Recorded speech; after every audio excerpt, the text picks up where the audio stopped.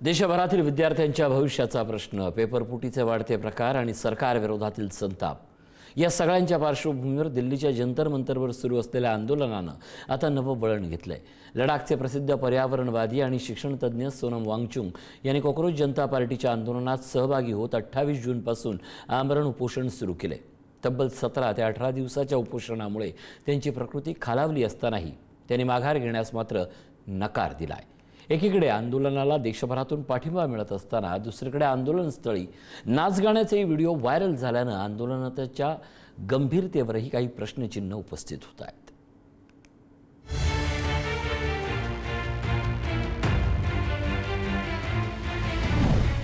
दिल्लीच्या जंतर मंतरवर सुरू असलेल्या या आंदोलनाचा केंद्रबिंदू ठरले आहेत लडाखचे ज्येष्ठ सामाजिक कार्यकर्ते सोनम वांगचुक।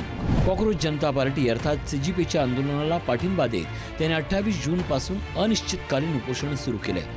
उपोषणाचा कालावधी 17 ते 18 दिवसांवर पोहोचला असून त्यांचं 8 किलोहून अधिक वजन घटलंय। कमी रक्तदाब, ब्लड शुगरची पातळी घसरणं आणि स्नायूंच्या वेदना अशा त्रासांनाही न जुमानता सरकारशी संवाद होईपर्यंत उपोषण सुरूच ठेवण्याची त्यांची भूमिका आहे। 3 इडियट फेम अभिनेता ओमी वैद्यच्या सोशल मीडियातील आवाहनानंतर वांगचुक यांचं आंदोलन पुन्हा देशभरात चर्चेत आलंय। Did you know that Phunsukh Wangdu from 3 Idiots, the character that Amir Khan plays, is actually based on a real-life Ladakhi engineer, innovator, educator, reformer named Sonam Wangchuk? I've met this guy. He's a pretty interesting character. He has done some incredible stuff in his life, and he seems pretty humble, you know, which is kind of fantastic. I suggest you look him up and see what he's up to, because right now he is on a very long hunger strike. Sonam Wangchuk आणि जन आंदोलनाचा इतिहास तसा जुना आहे, पण यावेळचं आंदोलन जास्त गंभीर बनलंय। सोनम वांगचुक यांच्या पूर्वलढ्याचा इतिहास, लडाखमधील शिक्षण व्यवस्थेत स्थानिक भाषेला प्राधान्य देणारे प्रयोग, पर्यावरण संरक्षणासाठी आई स्तूप सारख्या संकल्पना राबवण्यासाठी प्रयत्न, तसंच लडाखला राज्याचा दर्जा आणि संविधानाच्या 6व्या अनुसूची अंतर्गत संरक्षण मिळावं यासाठी त्यांनी अनेक वर्ष संघर्ष केला। 2024 आणि 25 मध्ये त्यांनी पदयात्रा, उपोषण आणि आंदोलनाचा मार्ग स्वीकारला। शांततापूर्ण आणि गांधीवादी आंदोलनाचे ते आज देशातील महत्त्वाचं प्रतीक आहे। 20 जूनपासून कॉकरोच जनता पार्टीनं जंतर मंतरवर आंदोलन सुरू केलं। नीटसह विविध स्पर्धा परीक्षांमधील कथित पेपरफुटी, परीक्षा व्यवस्थेतील गैरव्यवहार आणि केंद्रीय शिक्षण मंत्री धर्मेंद्र प्रधान यांच्या राजीनाम्याची मागणी या आंदोलनाच्या केंद्रस्थानी आहे। पेपरफुटीमुळे आत्महत्या केलेल्या विद्यार्थ्यांच्या कुटुंबियांना 1 कोटी रुपयांची मदत, तसंच परीक्षा व्यवस्थेत पारदर्शकता आणि जबाबदारी निश्चित करण्याची मागणीही आंदोलनकर्त्यांनी केली आहे। दरम्यान सोशल मीडियावर व्यंगात्मक मोहीम म्हणून सुरू झालेली कॉकरोच जनता पार्टी आता प्रत्यक्ष रस्त्यावर उतरली आहे। अभिजित दिपके यांच्या नेतृत्वाखाली सुरू असलेल्या या आंदोलनात सुरुवातीला मोठ्या संख्येनं युवक सहभागी झाले। 20 जुलैला संसदेकडे मोर्चा काढण्याची घोषणा करण्यात आली आहे। युवकांमध्ये या आंदोलनाची मोठी चर्चा असून सोशल मीडियावर त्याला व्यापक प्रतिसाद मिळतोय। महाराष्ट्रातूनही उद्धव ठाकरे यांनीही सोनम वांगचुक यांच्या लढाईला आपला पाठिंबा दर्शवलाय। हात जोडून विनंती करतोय की वांगचुकची आपल्यासारखी माणसं आम्हाला हवी आहेत, देशाला पाहिजे आहेत। हे सरकार असंवेदनशील आहे। आपल्यासारखे लोक राहिली काय न राहिली काय सरकारला काही फरक पडत नाही, पण आपल्या बुद्धिमत्तेचा देशाला आपल्या बुद्धिमत्तेची देशाला गरज आहे। कृपा करून उपोषण सोडा। आम्ही सगळे किंवा आपण सगळे एकत्र मिळून या देशाला सांभाळू। सोनम वांगचुक यांच्या सहभागामुळे आंदोलनाला राष्ट्रीय पातळीवर नवं बळ मिळालंय। अनेक विद्यार्थी संघटना, सामाजिक कार्यकर्ते आणि विरोधी पक्षातील नेत्यांनी त्यांना पाठिंबा जाहीर केलाय।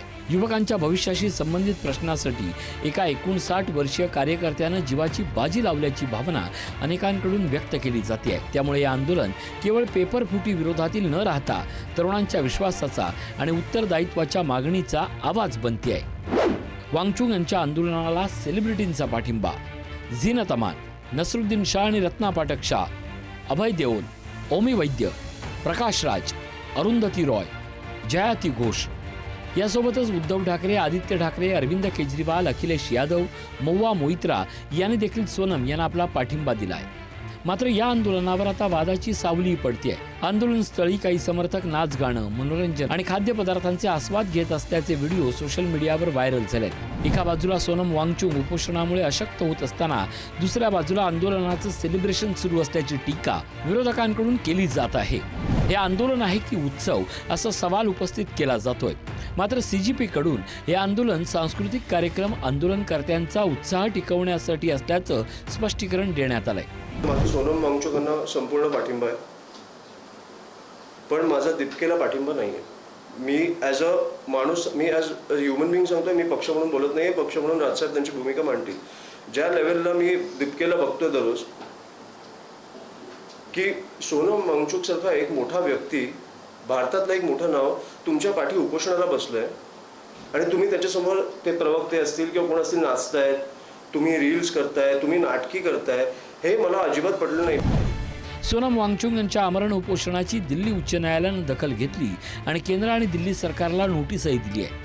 दरम्यान सोनम वांगचुक यांनी युवकांना केवळ सोशल मीडियावर पाठिंबा न देता प्रत्यक्ष लोकशाही मार्गानं लढण्याचं आवाहन केलंय. सरकारनं संवाद सुरू करावा, परीक्षा व्यवस्थेत सुधारणा करावी आणि विद्यार्थ्यांचा विश्वास परत मिळवावा ही त्यांची प्रमुख अपेक्षा आहे. सरकार आणि आंदोलकांमध्ये तोडगा निघतो की आंदोलन आणखीन तीव्र होते, याकडे आता संपूर्ण देशाचं लक्ष लागलंय. दरम्यान महाराष्ट्रातल्या कोल्हापुरातही या आंदोलनाची धग आता जाणवू लागली आहे. विद्यार्थ्यांच्या भविष्याचा प्रश्न, पारदर्शकतेची मागणी, गांधीवादी आंदोलनाची परंपरा आणि त्याचवेळी आंदोलनाच्या पद्धतीवर सुरू झालेला वाद. दिल्लीतलं हे आंदोलन आता केवळ जंतर मंतरपुरतं मर्यादित राहिलेलं नाही.